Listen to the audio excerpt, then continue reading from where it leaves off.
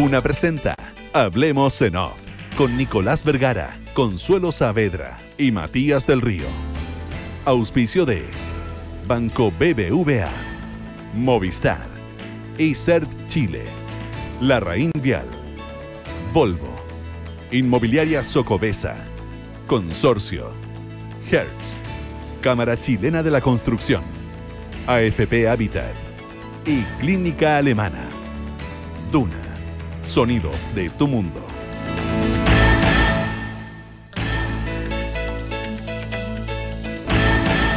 Muy buenos días, ¿cómo están ustedes? Son las 8 de la mañana con 3 minutos.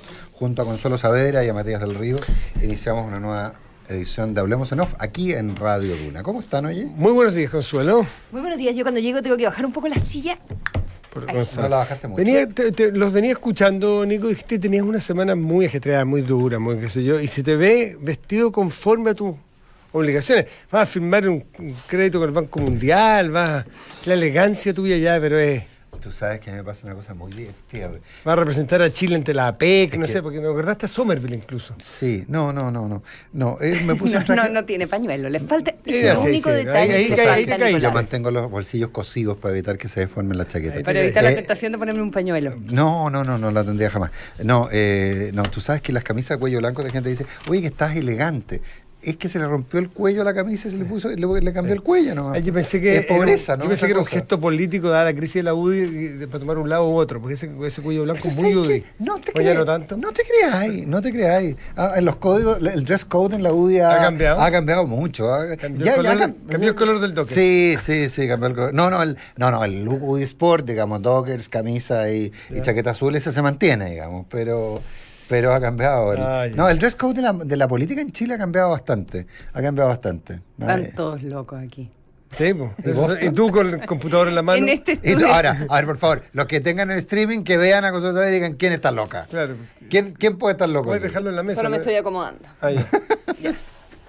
Ahora, hay una frase. Hagamos un homenaje a partiendo de las cosas curiosas, hoy día estábamos viendo. ¿Puedo partir por eso? Que es una rareza. Parta por eso. Es que yo venía ahí y la Consuelo estaba leyendo y sale nuestro amigo, José Ramón Valente, nuestro ex compañero. A la sazón, ministro de Economía. Claro, y con una frase, ¿me la alcanzas a leer, Consuelo, que tú tienes el computador abierto? No, ahí? a raíz del cambio en la dirección del Instituto Nacional de Estadística, que es algo que se veía venir, ¿verdad? Sí. Sí, por supuesto, como tantos cambios que Sí, que se están concretando, muchísimas reparticiones públicas aún. Pero bueno, el ministro de Economía explica en el día de ayer la salida de Jimena Clark, la directora del Instituto Nacional de Estadísticas, y dice que el gobierno considera muy importante que el INE sea una institución muy prestigiada. Y para eso se consideró importante que hubiera un nuevo liderazgo. Ok. Y sigue, para devolverle al INE el prestigio que merece, y en ese sentido es que se le pidió la renuncia a Jimena Clark. El INE ha erosionado en alguna medida parte de la credibilidad que tiene en las cifras que entrega. Esto ha ido ocurriendo a través del tiempo, queremos darle un impulso para que vuelva a tener el rol que el INE merece. Ahora, lo que sería bueno saber si se refiere al INE que echó a perder el INE del gobierno de Piñera anterior con el censo, porque ahí fue donde la primera pérdida de prestigio. ¿Vamos a hablar de eso? No, lo que pasa es que No, si vamos a hablar de eso, yo hablemos, encuentro pero- un poquito patúa la frase. Yo no. Un poquito patúa la frase y además Yo no, que la para. encuentro un poco innecesaria respecto de cuando tú estás... O sea, es poco gratuita, decir, el INE requiere ser la mejor, sí, siempre. Pero devolverle, como diciendo la que salió anteayer, le echó a perder todo el prestigio, se la pitió, dicho en buen chileno vulgar, me parece un poco patúa y un poco innecesaria la frasecita. Yo creo que no. Yo creo para nada que no. Yo tengo, ojo, no, a la Jimena Clark la conozco algo, o sea, públicamente, y tengo una muy buena impresión de ella. Pero aquí hay un tema bien de fondo. El condoro que se mandó el INE en el gobierno de Piñera, nadie lo puede negar, es un dato a la causa. Y fue un punto de inflexión en el prestigio público del INE. Mira, si tú le preguntáis a la calle que ha venido siguiendo el INE, hay bastante crítica desde hace más tiempo, en términos de algunas cosas, pero el punto, y puedo estar de acuerdo contigo que ese es un punto de inflexión. El problema práctico es que en el siguiente censo fue, y eso me lo ha dicho gente que merece absoluta confianza y gente desde adentro del INE, fue tanto o más malo que el censo de la B. No se cumplieron las expectativas, se vendió una lógica que no era, y finalmente lo que hubo aquí fue que no era un hecho político y por lo tanto no tuvo la trascendencia que tuvo. Pero hay serias dudas, yo le he escuchado a economistas de muchos signos políticos, serias dudas respecto a la manera en la cual el INE, y puede ser que el punto de inflexión sea la BEA, yo creo que tú puedes tener razón. No, de ahí para adelante se ha ido comportando. Ahora, que yo hubiera dicho distinto lo que dijo Valente, lo hubiera dicho distinto. Es el punto, decir. Pero creo que hay pero honestamente creo que hay un tema bien de fondo. Y creo que hay algunas cosas, algunas críticas respecto al censo de la B. Hay algunas críticas respecto a este censo, hay algunas situaciones respecto a este censo en el cual no hubo excesiva honestidad de quienes administraron esos procesos. Entonces, el tono, yo creo, a mí me parece que es el tono político que tú instalas, porque evidentemente puede haber una discusión técnica respecto de cómo se llevó a cabo el censo que reemplaza al fallido de la primera administración de Sebastián Piñera, pero cuando tú dices que la estás cambiando para que recupere el prestigio que ha perdido, yo creo... Yo habría dicho otra cosa. Hemos tenido 2 muy malas experiencias en el último tiempo. Pensamos que un cambio es necesario. ¿Por qué 2 muy malas experiencias en el último tiempo? Los 2 censos fueron igualmente desastrosos. Entre Guatemala y Guatepeor será, pero... Los 2 censos fueron igualmente desastrosos. A mí me parece que el primer censo fue bastante más desastroso que... Entiendo que son cuasi equivalentes, porque además lo que intentaba resolver no resolvió, pero es un tema en el cual todos tocamos de oído, entonces ahí prefiero... Eso absolutamente, lo que estamos haciendo... A mí me queda grande, pero a mí me queda grande los comentarios... Un comentario sobre el comentario, claro. Un comentario sobre el anuncio, o la forma en que el ministro de Economía hace el anuncio sobre el cambio entonces en la dirección del INE, que queda que la responsabilidad del anterior. Exacto, que queda a cargo de Guillermo Patillo, ¿verdad? Ingeniero comercial de la Universidad de Concepción y que estaba actualmente en la subdirección de presupuestos. 8:10 con 10 minutos. ¿Cuántas veces hemos hablado del término NIMBY? ¿Se acuerdan? Not in my backyard o never in my backyard. ¿Cómo es? Not in my backyard. No en mi jardín de atrás. Yo quiero el progreso. Son buenos los puntos limpios, pero no en la esquina de mi casa. No en la esquina de mi casa. Yo creo que haya muchos colegios, pero que no los autos no estacionen frente a mi casa. Más cárceles. Yo creo que hay un hospital, pero no cerca. Yo quiero que haya iglesia, que haya muchas iglesias, que yo me puedo ir caminando, pero que no me moleste la iglesia al frente.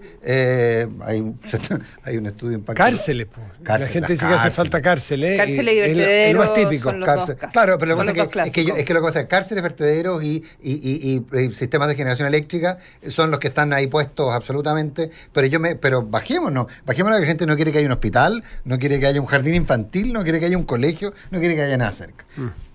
Entonces, aquí viene esto, a esta suerte de polémica, es una polémica, que se ha planteado entre los alcaldes de Vitacura y Las Condes. Yo subiría esta pelea desatada, más bien. Bueno, yo creo decir polémica. Acusarlo de depredador inmobiliario. El alcalde de Torrealba, el alcalde de Las Condes. Y decir viviendas sociales de 10.000 UF. Ahora, no sé si esa parte no me quedó clara, porque entiendo que se está hablando de 3 o 4.000 UF, pero en fin. El punto es el siguiente. En la división que se hizo entre Las Condes y Vitacura, hay un paño de 28.000 metros que está en la comuna de Vitacura, pero que quedó de propiedad, el título de propiedad quedó en la municipalidad de Las Condes. Las Condes es un vecino en Vitacura. Las Condes es un vecino en Vitacura. Juan Pérez. Supongo que pagará contribuciones, etcétera. Es un vecino en Vitacura, Las Condes. Y la municipalidad de Las Condes decidió que en ese lugar iba a construir viviendas sociales. Durante mucho tiempo hubo muchísimo interés, hubo un montón de agentes inmobiliarios que intentaron que la Municipalidad de Las Condes enajenara ese... Entiendo que hubo inclusive alguna vez un intento de licitación respecto de esos terrenos, un paño atractivísimo en un muy buen lugar, 28.000 metros cuadrados, además entiendo que se puede construir en altura media, o sea, tiene un montón de... Se podía construir en altura media. Bueno, entonces, ante el anuncio de la Municipalidad de Las Condes que iba a construir viviendas sociales para sectores medios, entendamos, tampoco iba a construir unas villas, digamos, iba a construir viviendas sociales para sectores medios. Se produce un acuerdo bastante rápido del Consejo Municipal de Vitacura y modifican el plan regulador. y el plan regulador establece que esa es una zona que de ser una zona de desarrollo inmobiliario pasa a ser una zona, se congela la edificación en ese sector y además se establece que el destino de ese paño es parque. Pero, la Nico, Municipalidad de Las Condes había... Un paréntesis, Sí. más que si el Consejo de Vitacura lo hizo rápido o lento, lo importante es si lo hizo antes o después de la presentación Es que del proyecto. a eso iba. Por haber sido ultra rápido, da lo mismo. Sí, ultra no. lento.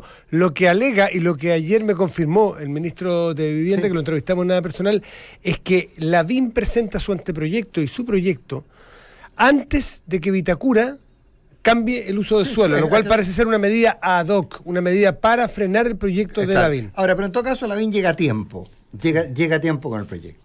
Y bueno, y empieza lo que podría ser una batalla judicial, por ahora una batalla mediática, en la que aparentemente el ministro de Vivienda quiere mediar, y el destino es parque, desde la perspectiva de Vitacura, vivienda social desde la perspectiva de Las Condes. Yo ahí quiero hacer un pequeño paréntesis, digamos, porque el tema de la integración social urbana es un dato absolutamente necesario. La escasez de terreno en las principales urbes de Chile, no solo en Santiago, está generando un proceso en que la gente se está alejando de los centros de las ciudades con todos los problemas que ello implica. Esto es un tema que muchas capitales del mundo, la Consuelo probablemente conoce el caso de Battery Park en Nueva York, en el que se autorizaron construcciones de grandes condominios a condición de que un tercio de las viviendas que se ofrecieran fueran viviendas o de la llamada renta controlada o fueran directamente viviendas sociales que se canalizaran a través del sistema, no sé, municipal, será en Nueva York. La asignación. La de asignación de las viviendas a través del sistema público. Es decir, usted quiere construir un edificio, un conjunto de alto estándar, constrúyalo, pero un tercio tienen que ser departamentos accesibles para gente de menores ingresos o de renta controlada administrados por el municipio. Eso y finalmente esa fue la condición que se dio para poder desarrollar esa zona, Battery Park y otras. Y ¿Es que renta controlada tiene una pinta de eufemismo el término? ¿Qué es lo que No, es renta controlada, ¿Qué es lo que es significa? gente que nunca le suben el arriendo. El precio. Perfecto. Pero ¿y por qué pasa eso? ¿Quiénes son ellos? Quedó establecido para que las personas no se tuvieran que ir, porque está la inflación. Para evitar la gentrificación en su minuto, lo que se hizo fue que los grandes landlords, los que tenían edificios, las que tenían torres, digamos, y que entonces en algún minuto el incentivo era echarlo, entonces se establecieron sistemas de renta, sistemas de renta controlada. Entonces, de hecho, es más, si ese dueño, ese landlord, digo yo, no sé, soy ciútico. Pero, en fin, ese quiere cambiar el precio, tiene que conseguir que... No sé cuántos mil permisos. O sea, no, es muy difícil. Y es para evitar que a la gente la echen, digamos, la gentrificación. Entonces, o renta controlada o directamente propiedad a través del... Y ha sido un sistema que ha ocurrido, un sistema que se ha usado en Londres, entiendo, en Birmingham. Hay varios casos que son bien emblemáticos de esto. Yo me imaginé que en algún minuto lo que estaba haciendo Las Condes era algo parecido a eso. Pero no, sencillamente entiendo lo que quiere hacer Las Condes es construir, digamos, y venderle a vecinos de Las Condes que se cambien a Vitacura a un menor valor. Eso, y yo insisto, terminar con la segregación urbana en Santiago al menos es fundamental. Es algo que hay que afrontar y que ojalá haya una política pública para ello. Cuantitativamente esto no va a cambiar las cosas, pero cualitativamente sí. O sea, no son tantas personas que va a dejar de haber segregación barrial o social en distintos barrios, pero sí hay un gesto político, y así me lo hizo ver ayer en una entrevista que ustedes pueden escuchar en Duna, el ministro de la Vivienda, quien va a mediar hoy en una entrevista, en una reunión con los dos alcaldes. Pero dijo que además que el presidente se la juega por eso. Se le iba a jugar, ¿verdad? Exactamente. No necesariamente por este proyecto. Yo le dije, ustedes son sí, no solo yo voy a mediar y yo quiero que haya vivienda social con parque, pueden conversar las dos cosas. Es el punto. Y yo le dije, ¿y usted está de acuerdo? Eso es lo que prefiere, además que él, como exdiputado de esa zona, conoce muy bien la zona. Sí, me dijo, eso es lo que quiero yo. Y el presidente de la República está jugado por la integración social en las viviendas. Es decir, este es un proyecto que yo tengo la sensación de que va a terminar por el ancho camino del medio, buscando, y que es una gran solución, es una gran cosa. Porque además Vitacura... Disclosure es la comuna donde yo vivo. Yo también. Vitacura es la única comuna de las comunas del barrio Alto que no tiene integración, porque sí la tiene muy bien resuelta. Lo Barnechea y va camino a resolver el último espacio que le queda, o de los últimos. Sí, ojo que en Vitacura hay un punto también a discutir. ¿Hablamos sobre el tema de Villa El Dorado? Sí, po. Habló el ministro ayer. Gentrificación. Pero Villa El Dorado son ingresos, probablemente decía él, más bajos que el promedio de la comuna, pero son casas firmes, buenas, crecientes en el valor. Me encanta estupendo, ese barrio. Precioso barrio, Ustedes tiene Todas onda. las plazas, todos los parques. saben cuál es el origen? Yo Mucha encuentro que es onda. uno de los barrios Ustedes con saben. mejor calidad de vida. ¿Ustedes saben cuál Probablemente. es el origen de la Villa El Dorado, no? No, Es la fundación... No, es la disputada Las Condes. Ah, de ahí parte. Claro, originalmente era la gente que trabajaba en la mina disputada. Hacen una villa. Claro, lo construyeron, de hecho, por eso las calles se llaman Indiana, Wisconsin, Virginia. Ah, claro. Tienen nombre. Fernando Arguello. No, está más abajo. No, puede ser la No, primera. pero es que eso no confundes Villa El Dorado con Los Castaños.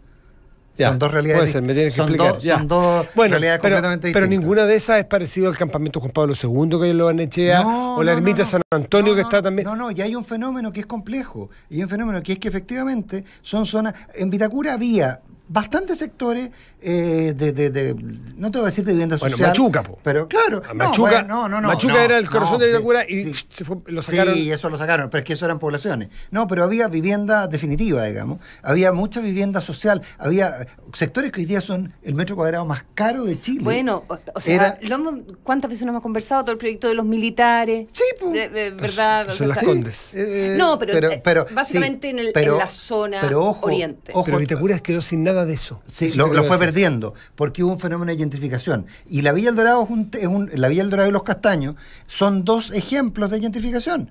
Porque finalmente la gente mayor se da cuenta de repente que vive en una casa que vale 300, 400 millones de pesos y que paga unas contribuciones equivalentes, y llega alguien y le ofrece 300, 400 millones de pesos, y entonces y va ahí y echa abajo lo que había y construye una muy buena casa, y entonces hay un barrio que está en una transformación permanente, pero que es un barrio que en el fondo está echando a los que fueron los habitantes originales.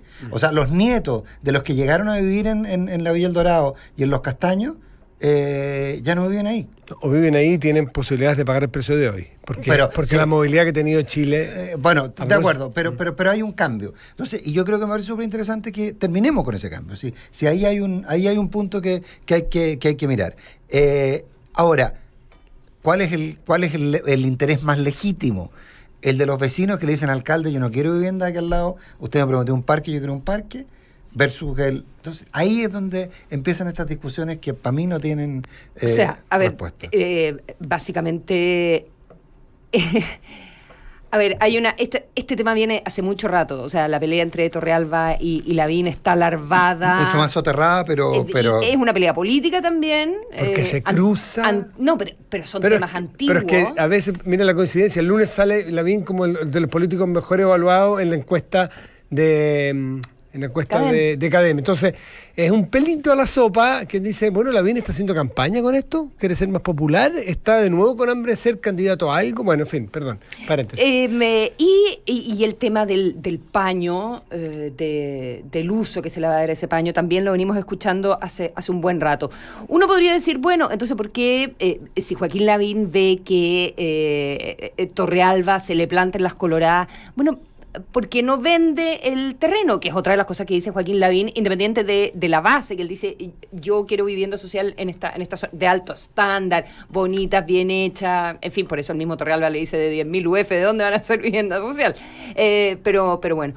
Pero luego dice, bueno, me cambian el uso de suelo, no y puedo de venderla. 40 millones bajé a 0. 0 es el valor de este terreno. hay una cierta expropiación ahí, digo. El Él alcalde considera dijo- que es una expropiación. O sea, imagínense que fuera el terreno de ustedes que van escuchando en el auto. Tienen 40 palos verdes. Y de repente, 50, 0. me dijo el ministro. El Lavín ministro ayer. te lo subió a 50. 50, yo le escuché las más. declaraciones a a la cero. BIN de 40. Sí. Da lo mismo, fueran 30. Sí, lo que fuera, estoy diciendo que 10, 5, a lo mismo. una barbaridad de plata. Vale 0. Vale 0. No, y si se hace después tiene pinta de expropiación. Tiene pinta de yo no sé cómo dirá un abogado que nos está escuchando de tener un nombre esto. Cuando tú tomas una medida que es ad hoc justamente para impedir una determinada cosa. Yo no sé si eso se puede hacer. Bueno, Sí, podría haber vendido Joaquín Lavín el terreno cuando sabía que Raúl Torrealba se lo iba a bloquear. Porque, como decimos, esto viene hace mucho rato, ya apareció varias veces en el diario, y cuando uno conversa está instalado hace mucho tiempo. ¿Podría haber Joaquín Lavín vendido el terreno y comprado en otra zona de Las Condes a ese precio? ¿O él finalmente dice, saben que este es un punto también. Este es un punto, lo quiero hacer ahí, el terreno es mío. Y Vitacura queda atrapado, Consuelo, porque ahora si es que vuelve atrás y dice, ok, vuelvo al uso de suelo habitacional, pero no quiero vivienda social, véndelo y nosotros lo vendemos, va a decir, o sea, lo que te molestaba eran los vecinos. Exacto. No te molestaba la vivienda, te molestaba. Entonces, estamos un poquito en un zapato chino, por eso creo que va a ser el ancho camino al medio, sobre todo si se mete el gobierno, porque se va a meter el gobierno, y además es divertido, porque aquí calza todo lo plausible para una historia de choque político y de poder. Hagamos la serie de Por Netflix. ejemplo, RN UDI, un alcalde... Como el mecanismo, pongámosle un nombre así. Mira, es un alcalde hiper RN, otro hiper UDI, hay un ministro de RN, expresidente de RN que va a tener que mediar, que ya zanjó cuál es su posición y la del presidente. ¿Quién está más de acuerdo con el UDI? Está más de acuerdo con el UDI probablemente. Va a terminar siendo un bonito proyecto social y creo que va a ser un buen gesto político de que la integración es lo que corresponde en los tiempos de hoy, creo yo. De calidad, vivienda con dignidad en un lugar donde nadie puede quedar excluido. Sobre todo si el paño tiene un dueño, listo. 8 de la mañana con 24 minutos. Para seguir con temas, no sé si conflictivos, bueno, sí, conflictivos. ¿Cuál es el...? No, a propósito de la huelga LAN, se fijaron que ayer había gran escándalo y digamos, entiendo que un par de parlamentarios pidieron fijación de precios de las tarifas aéreas. ¡Ay, qué entretenido, Nicolás! Fue mi tema de obsesión en el día de ayer. Me pasé como 3 horas leyendo sobre fijación de precios, cómo se determinan los precios de las líneas aéreas y la tarifa dinámica. Claro, es fascinante. Sí, lo que no pasa... sabía que ibas a ponerlo arriba de la mesa. Sí, pensé que lo vamos a mostrar. Oye, hay un punto ahí. Dicen, Sky y ¿cómo se llama la otra? JetSmart. JetSmart se están aprovechando el pánico y subieron los precios. A mí me pasan cosas raras cuando veo eso, digamos, y cuando van desde la indignación hasta no sé, son muchas las sensaciones. Anonadado. Cuando gente culta, inteligente, que lo grave es que sabe de lo que está hablando, aprovecha esa oportunidad para tratar de clavar una pica en Flandes. Definitivamente, ¿qué es lo que ocurre? Los precios de la línea aérea, la Consuelo lo va a tener más claro que yo porque es mucho más materia, y yo toco más de oído ahí. Yo entiendo que lo que hacen las líneas aéreas es que determinan precios para los asientos y esas cuotas de precios de asientos de sus aviones se van agotando en la medida que se va cumpliendo la demanda. Es decir, yo ofrezco en marzo un vuelo para diciembre y tengo un 10% de los asientos que valen 10, un 10% que valen 15. Revenue management le llaman en la industria. El management de revenue management. Claro, que finalmente, y hay unos últimos asientos que valen 5 o 10 veces lo que valen los primeros. Salvo que no se te haya llenado el avión. Porque es que esa es la gracia. Claro, esa es la gracia. Porque mira, lo que tú quieres es maximizar, toda empresa quiere maximizar la ganancia, ¿verdad? Entonces, si te quedan 5 asientos y tu vuelo es al día siguiente, alguien leso como yo diría... ¡Ay, qué desesperación! Me voy a quedar con los 5 asientos vacíos, los voy a vender a 3.50 pesos. Mucho más barato que los que vendí hace 2 meses atrás, ¿verdad? Porque me quiero deshacer de ellos. Bueno, la gente que sabe de esto, y por eso yo no gano ni uno, dice, no, pues mijita, no se venden los 5 asientos a precio de huevo. Es mucho mejor que venda solo 2 súper hiper caros a alguien que esté realmente necesitado por viajar, que no tiene ninguna flexibilidad, probablemente una persona de negocio o alguien que tiene una emergencia o lo que sea, que no tiene flexibilidad para cambiar de vuelo y está dispuesto a pagar cualquier precio por esos 2 asientos y los otros 3 que te queden vacíos, porque si haces la suma vas a ganar mucho más plata que si lo hubieses vendido los 5 a precio barato. Educas al cliente y probablemente a que no apueste que al final va a haber un par. Claro, porque empieza una por eso a veces uno mismo se subió a un vuelo que le costó muchísimo conseguir el pasaje, por ejemplo. Y está vacío. Y hay asientos vacíos y uno dice, pero ¿cómo? Si el vuelo no estaba lleno, ¿por qué me costó tanto y por qué me costó tan caro? Bueno, es por este tipo de temas. Claro, entonces eso se llama yield management y es aprovechar lo más que se puedan los recursos. Entonces, definitivamente lo que ocurre es que se aumenta la demanda, se van consumiendo los precios más bajos y quedan solo los precios más altos. Y por eso puede costar 10 veces. Un ejecutivo en la línea aérea me decía 2 cosas, hace mucho tiempo, ahora es ex ejecutivo. Me decía 2 cosas. Mira, es muy difícil que tú subas un avión y encuentres a 2 personas que hayan pagado el mismo precio por el asiento. En las clases de economía siempre te dicen, lo usan como un ejemplo tipo, como, nunca en un avión le preguntes al que va al lado cuánto pagó. No, porque... No quieres saberlo. No quieres saberlo porque... Probablemente menos de lo que pagaste tú. Y lo segundo, que es lo que decía la Consuelo, es que las líneas aéreas al que más maltratan es a su mejor cliente. A su mejor cliente, al que viaja más, al que más los necesita, al que tiene que viajar con una fecha precisa y un horario preciso, a ese al que más maltratan. Por eso que se inventaron los programas de fidelización. Por eso que existen las tarjetas de acumular millas y los LAMPAS y todas estas cosas. Y los upgrades. Y los upgrades y todas esas cosas. Porque es una manera de fidelizar a un cliente al que tú, desde la perspectiva del precio, tratas pésimo. Porque el señor que tiene que viajar el viernes a las 3 de la tarde y volver el sábado a las 11 de la mañana está dispuesto a pagar cualquier cosa. Y las compañías le van a cobrar cualquier cosa. Ahora, ¿qué pasa? Conversaba yo ayer con gente de Magallanes. Es que ese es otro punto. Sobre esta discusión. Entonces, la gente esta persona de Magallanes me decía, un colega, me decía, ya, pero... evidentemente que es así, y así funcionan los sistemas de precios y la tarifa dinámica, y en fin. Pero si resulta que tú tienes solo 2 líneas aéreas que vuelan a Punta Arenas, y una por X circunstancia no puede volar. No sé, le explotan los aviones, o hay una huelga, o lo que sea. Hay una que quedaría en una posición monopólica. En esos casos no debiera haber una regulación de manera que los 3 últimos pasajes a Punta Arenas no cuesten $1.000.000. Mi opinión es que no, que si es una situación temporal, tú no te puedes hacer cargo de lo que sucede con la competencia, ¿verdad? Y que por lo demás no es que un malévolo de Sky haya dicho, me quedan 3 pasajes, les voy a subir el precio. Probablemente el sistema arrojó ese precio. Probablemente el sistema arrojó. Son algoritmos que se mueven en función. Y además se mueven en función de cuántas veces la gente hace clic, por cuántas veces consulta, no necesariamente cuántas veces compra. Puede que el precio no haya sido el famoso $1.000.000, finalmente. Claro. Puede que haya sido menos. Pero claro, la gente que vive en zonas extremas dice, ay, ¿qué pasa si alguien tiene una situación de emergencia, de salud, y tiene que injustamente pagar el valor de ese pasaje? Así funciona el mercado en esto. No, sí, en ahora, casos. yo entiendo, a mí me han dicho, en otra oportunidad haciendo esa misma pregunta, gente de LAN en ese minuto me dijo, mira, no te equivoques, esas situaciones están contempladas. Y las emergencias. Y se resuelven. Las emergencias médicas. Y se resuelven. A mí me contaba un ejecutivo de LAN, me decía, mira, nosotros hemos tenido que pagarle a alguien, o sea, a nosotros traer un enfermo a Punta Arenas nos ha costado pagarle a gente para que se baje el avión.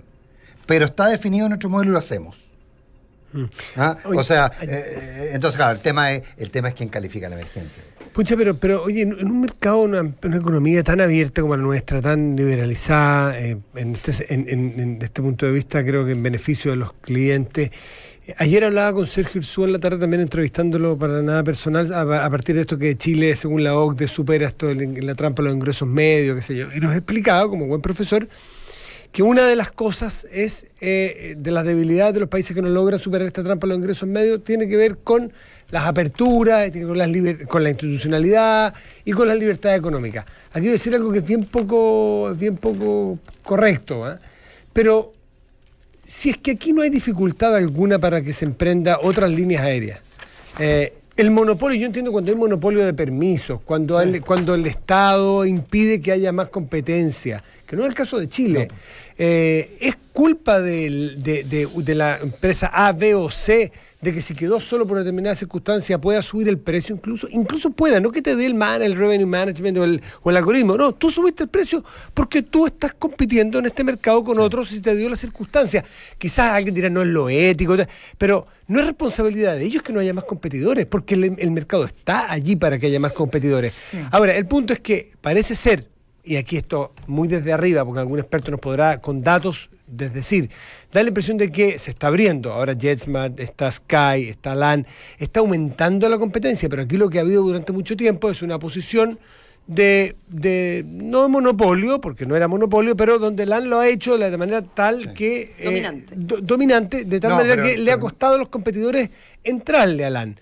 Es rol, yo creo que de algún regulador o de una entidad, permitir que haya muy buena competencia, más que ponerse a decir, usted no puede subir los precios más que hasta aquí y hasta acá. Sí. Permita que entre JetSmart a más puntos de Chile o Sky con más frecuencia y los precios se van a regular solitos a la baja. Sí, en algún minuto... Pero este no es el país donde a nadie le han prohibido llegar a Magallanes. No, Chile tiene quinta libertad, se llama, tiene todas las libertades. O sea, Eso, de hecho, en algún minuto una gran amenaza que había era que las líneas aéreas americanas, por ejemplo, el vuelo Santiago-Miami, aterrizara en Santiago y hiciera Santiago-Concepción, por ejemplo.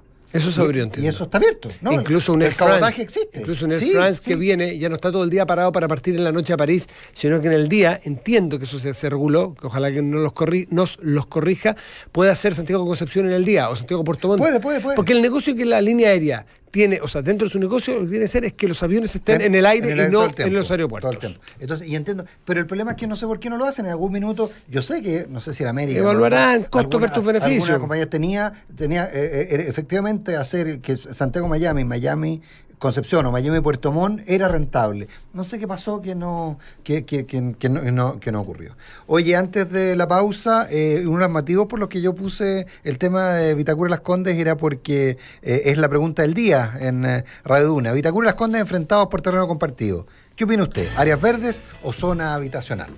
Vea, entre a duna.cl o todas las anteriores. Oye, a la vuelta... a la vuelta tenemos a Francisco Cox. Vamos a conversar de harto paño que hay en materia de... no sé, por la izquierda de los jueces, lo que dijo el ministro de Justicia, Hernán Larraín. Hay harta carta en el diario hoy día. Hay un Supremo, Carlos Aranguis, enojado con Milton Juica en las cartas del Mercurio. Pero también les quiero comentar la seguidilla de tweets de esta mañana del presidente de Estados Unidos, Donald Trump. ¡Ay, qué susto! Prepárense. ¿Qué hizo? De ahí te cuento. A la vuelta, vale. ¿Está con Vitacura con Las Condes? Con la ¿Sabías que ahora puedes solicitar un crédito desde tu celular y sin ser cliente? Sí, solo tienes que descargar la app en el Banco BBVA, ingresar a bbva.cl y descubrir si tienes un crédito de consumo preaprobado. ¿Tienes tu celular a mano? Compruébalo. Hoy BBVA, creando oportunidades. Volvo es sinónimo de diseño escandinavo, innovación, tecnología y seguridad, y así lo demuestran The All New XC40 y XC60. Modelos Resentment han sido nombrados European Car of the Year y The World Car of the Year. Conócelos y cotízalos en volvocars.cl. Volvo Innovation Made by Sweden. ¿Sabías que hay una AFP que es número 1 en rentabilidad en todos los fondos en los últimos 15 años? AFP Habitat ha entregado los mejores resultados en 15 años y en el 2017. Porque es tu futuro, elige Habitat, consistentemente entregando la mejor rentabilidad para tu pensión. No necesitas saber qué es punto por pulgada para usar la nueva cámara del Samsung Galaxy S9. Los que son Movistar One renuevan cada 12 meses el último smartphone diseñado para expertos, accesible para todos. Movistar elige todo. En la DS existe un antes y un después con casa híbrida de Vista Los Bravos, un proyecto único con casas de 233 a 315 metros cuadrados en amplios terrenos de hasta 1.110 metros cuadrados. Descubre los nuevos pilotos de casa híbrida donde los espacios dejaron de ser lo que son. Socobesa, todo es diseño. Si estás pensando en una mamoplastía de aumento, Clínica Alemana te ofrece un 10% de descuento en esta cirugía durante abril. Además, puedes simular resultados a través del examen Vectra en 3D. Contacta a Clínica Alemana en www.alemana.cl. Clínica Alemana, si es tu salud, es la alemana.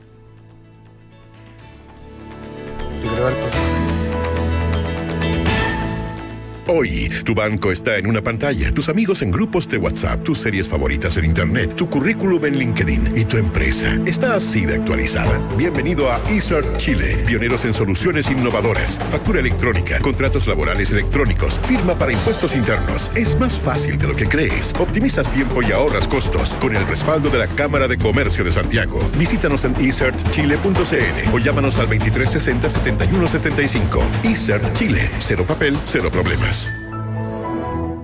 En 700 metros, gira a la derecha o a la izquierda o continúa recto. Ahora puedes hacer lo que quieras porque los límites ya no existen. Designed to be limitless. The all new Volvo XC40.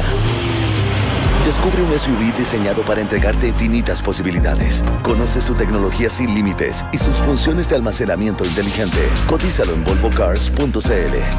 Volvo Innovation Made by Sweden. Tal vez sea su prestigio y trayectoria de más de 100 años, o la asesoría que me dan para ayudarme a cuidar los ahorros de toda mi vida. En Consorcio se mueven para darme muchas razones para confiar. Por eso, con una renta vitalicia Consorcio, puedo asegurar una renta fija en UF para toda mi vida y disfrutar la mejor etapa de mi vida. Conoce más en www.razonesparaconfiar.cl. En Consorcio nos movemos para hacer tu vida más simple y entregarte la asesoría y servicio que necesitas en cada etapa de tu vida. Seguros, previsión, ahorro. Consorcio, tu vida es lo que nos mueve. Él es Luis Cisternas. Hace 14 años no volvía a Viña del Mar. Él ha cambiado, pero no tanto como su ciudad. Viña ha cambiado mucho, con el paso del tiempo ha ido progresando. No es la ciudad que yo dejé, es totalmente diferente, es mucho más moderna. Cuando la ciudad progresa, progresamos todos. Por eso los constructores trabajamos para impulsar el desarrollo del país. Cámara Chilena de la Construcción. Obra de constructores, obra de todos.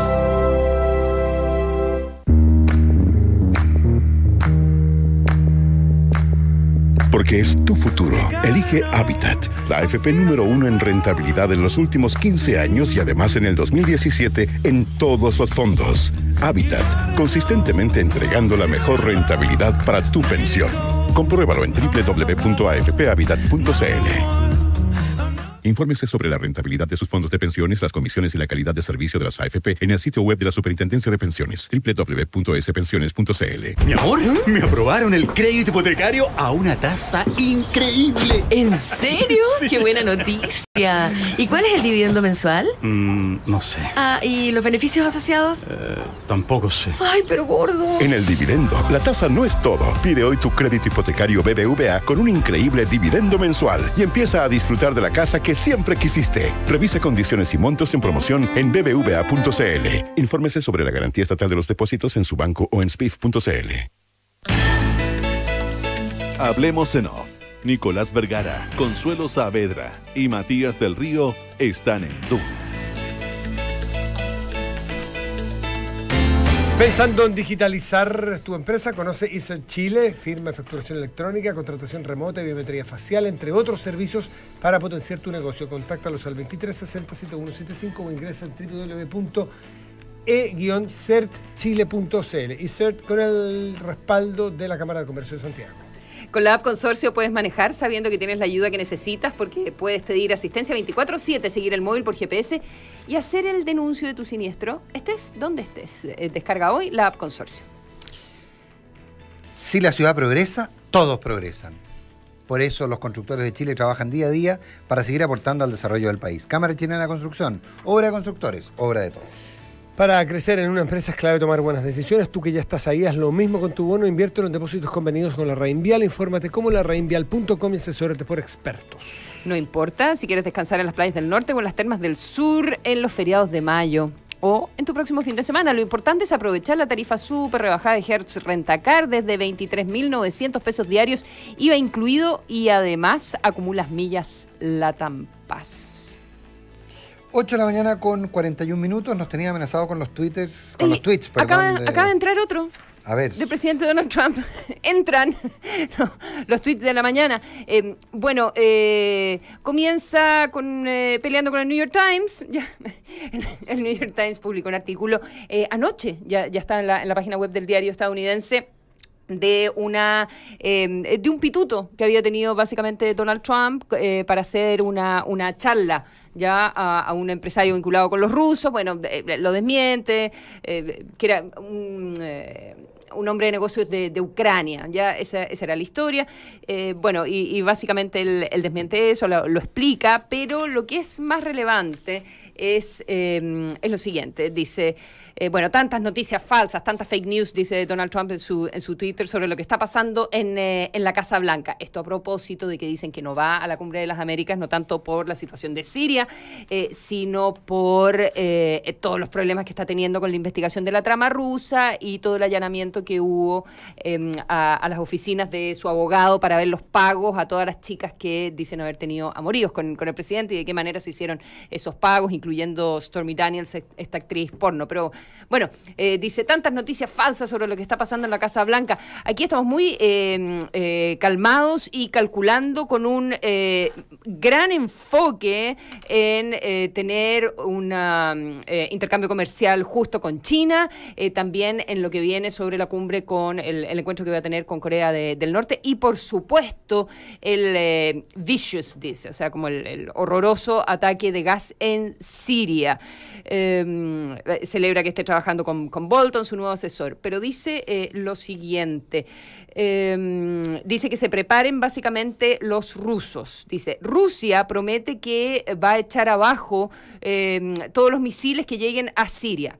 Prepárate, Rusia, porque esto se viene lindo, viene nuevo y viene inteligente. Nice, new and smart. Me imagino que se refiere a los misiles que van a lanzar.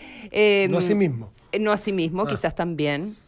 Pero le dice a Rusia, ustedes no debieran ser partners con un animal que asesina con gas y que mata a su propia gente y que lo disfruta. Prepárate, Rusia, entonces, que vienen los misiles y termina el último tuit del presidente de Estados Unidos esta mañana diciendo, nuestra relación con Rusia es hoy peor que nunca, y eso incluye la época de la Guerra Fría. La verdad es que no hay razón para esto. Rusia necesita ayudarnos con nuestra economía, algo que sería tan fácil de hacer. Necesito a todas las naciones trabajando juntas. Detengamos la carrera armamentista. Así que no creo que sea Naciones Unidas entonces el espacio donde en algún minuto se dijo en las últimas horas que Rusia estaba presionando para que hubiese un acuerdo de volver a hacer revisión de armas químicas con una misión de Naciones Unidas en Siria. Al parecer eso no va a ser posible. Estados Unidos se está aliando también con las potencias europeas para hacer un ataque y ahora ya tenemos derechamente a Trump amenazando con que se viene entonces este ataque con misiles en Siria y distanciándose lo máximo posible de Rusia en el contexto de toda la discusión sobre la injerencia rusa en su campaña. No hay que perder eso también de vista porque él hace este punto tan fuerte respecto de la situación humanitaria y los ataques con gas, pero tiene evidentemente que ver también con la investigación que está llevando adelante Robert Mueller. 8 de la mañana con 44 minutos. Don Francisco Cox, muchas gracias por estar con nosotros. Como usted, muy buenos días. Es nuestro consultor en materias jurídicas y judiciales. Jueces de derecha, jueces de izquierda. Jueces de derecha, jueces de izquierda. En la tercera PM de ayer publica una columna, Francisco Cox, en la cual, con su habitual, con una característica muy importante de él, que es decir cosas políticamente incorrectas, habla positivamente de la politización de la carrera judicial. Estoy yendo más allá en la interpretación, pero explique su punto, abogado Cox.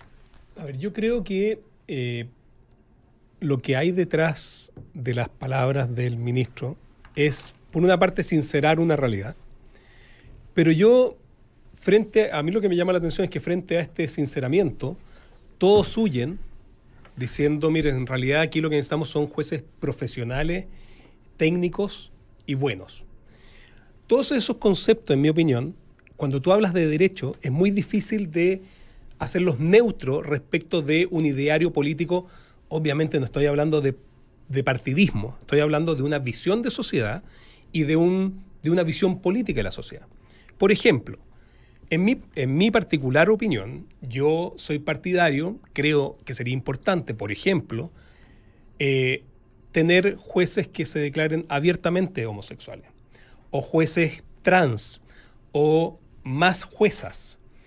¿Qué es lo que refleja eso?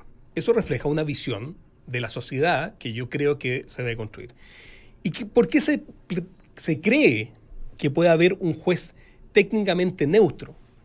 Se cree por un ideario, que fue el de Montesquieu, de decir, mire, los jueces tienen que ser la boca de la ley. Es decir, nosotros discutimos políticamente en el Congreso y una vez que se dicta la ley, bueno, que el juez aplique la ley.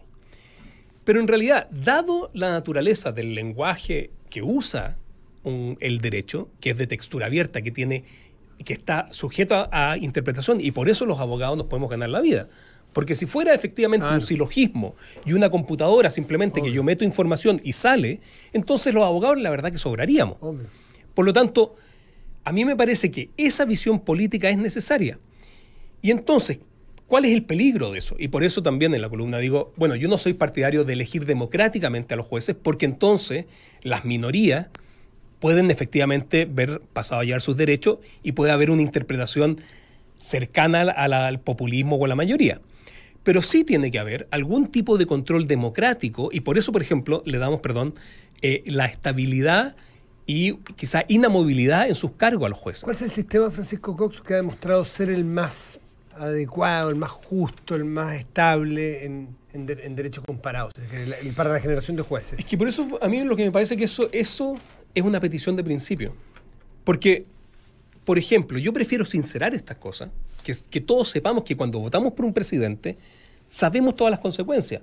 Por ejemplo, usted estaba, Consuelo, recién hablando de los tuits de Trump. Las consecuencias de lo de Trump, mientras Trump emite sus tweets y lo investigan y hace todas estas cosas, está nombrando a cientos de jueces federales que esos jueces van a ser para toda la vida. La visión que tienen esos jueces del derecho y cómo interpretan el principio de buena fe, que es un principio que se aplica a nivel de derecho civil. O sea, porque generalmente la gente dice, bueno, ok, esta discusión puede que tenga razón para el Tribunal Constitucional o para temas constitucionales. Pancho, pero lo complejo es que en Estados Unidos crea jurisprudencia, porque no está la tradición que tú decías como de Montesquieu, de que se aplica la ley tal como está, sino que en los Estados Unidos, y se sabe lo que tú planteas, que va llenando, y son peleas gigantescas de los nombramientos de todos los jueces, de la Corte Suprema, en fin, es que ellos van a determinar de qué manera se fallan los temas a futuro y para siempre, y en la historia por existir la jurisprudencia.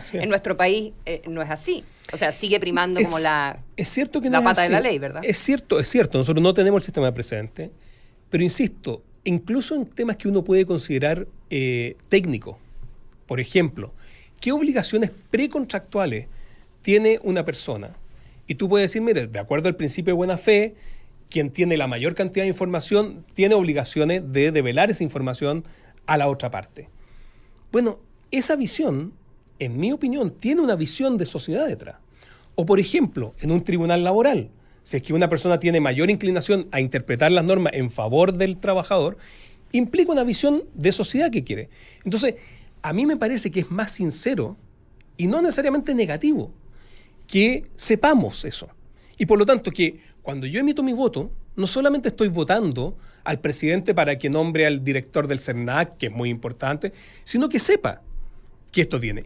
Y por algo ponemos a un órgano político a cargo de eso. Ahora, frente a eso está la visión de algunos jueces, yo diría la mayoría de los jueces, que quieren un órgano independiente, autónomo, que sería el Consejo de la Magistratura y todo eso. El problema es que ahí también tienes que componer eso. O sea, ¿cómo integras el Consejo de la Magistratura? Y hay distintos modelos, por jueces, parlamentarios, también miembros del Colegio de Abogados. Pero estas situaciones donde se trata de, creo yo, de hacer absolutamente aséptica la carrera judicial o la integración del Poder Judicial sin constatar que efectivamente el derecho es política, en esta visión que yo digo, no digo en el término si tú eres de RN o eres DC o eres PPD, entonces te pongo en el cargo. Eso obviamente es el peor de los mundos.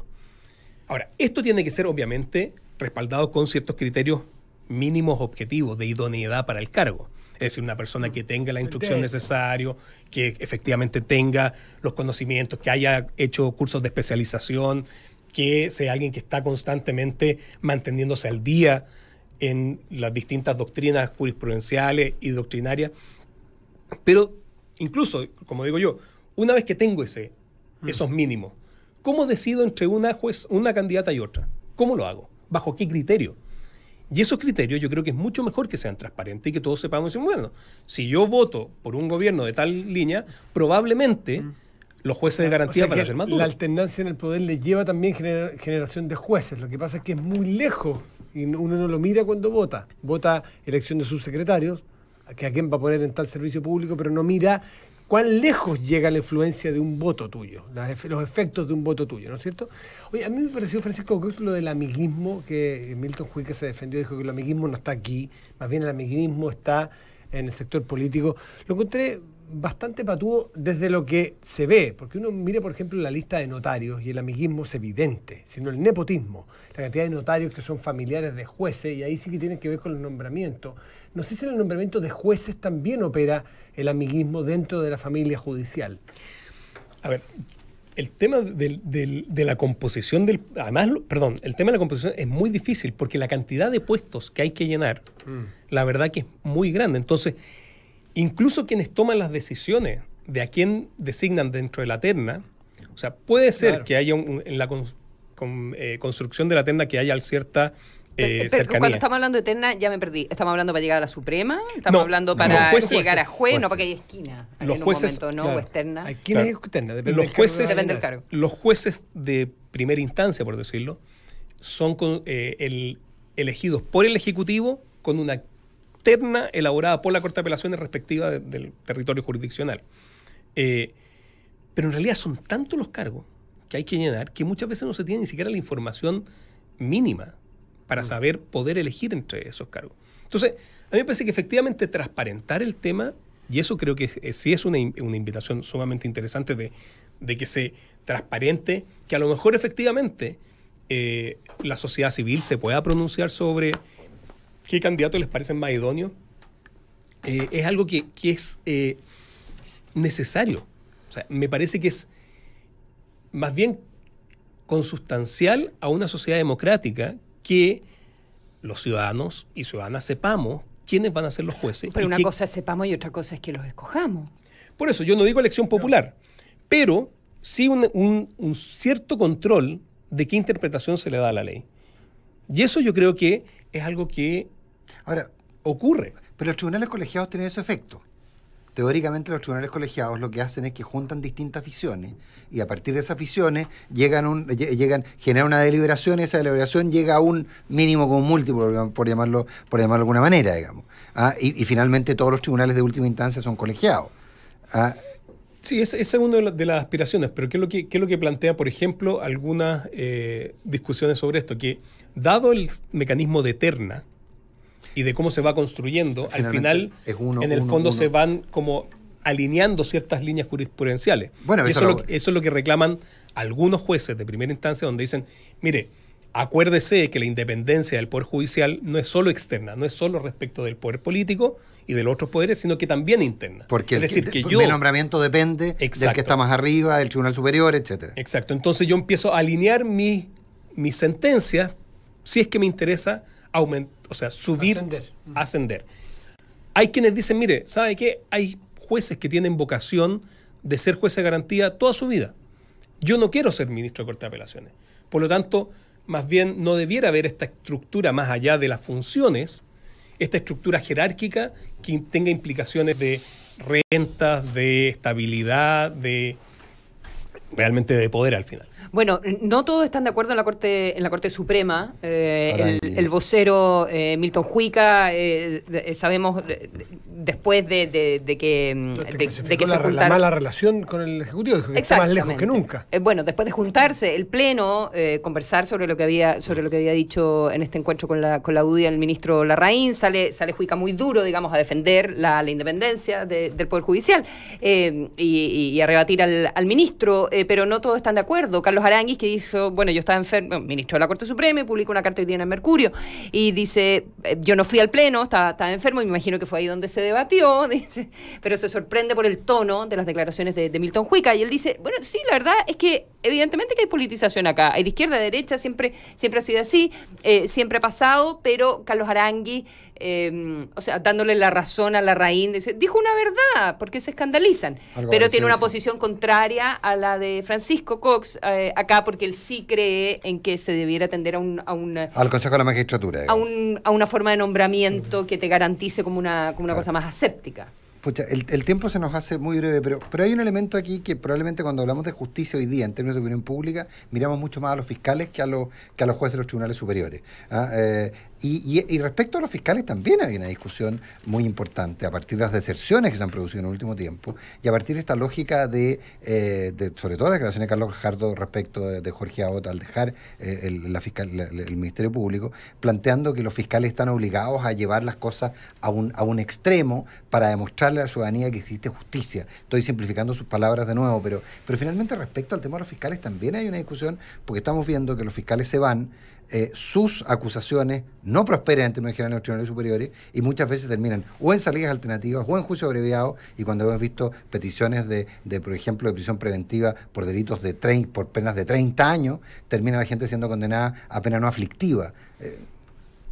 Mira, yo creo que yo me acuerdo que cuando empezaba la reforma procesal penal y uno escribía artículos sobre la reforma procesal penal, decía que iba a ser muy importante la consistencia que el fiscal o la fiscal tuviese durante toda la etapa de investigación y hasta el juicio. Que dado que es un sistema de jugadores repetitivos, es decir, que se vuelven a ver las caras los jueces de garantía con los fiscales, el día de mañana, si es que un fiscal pedía...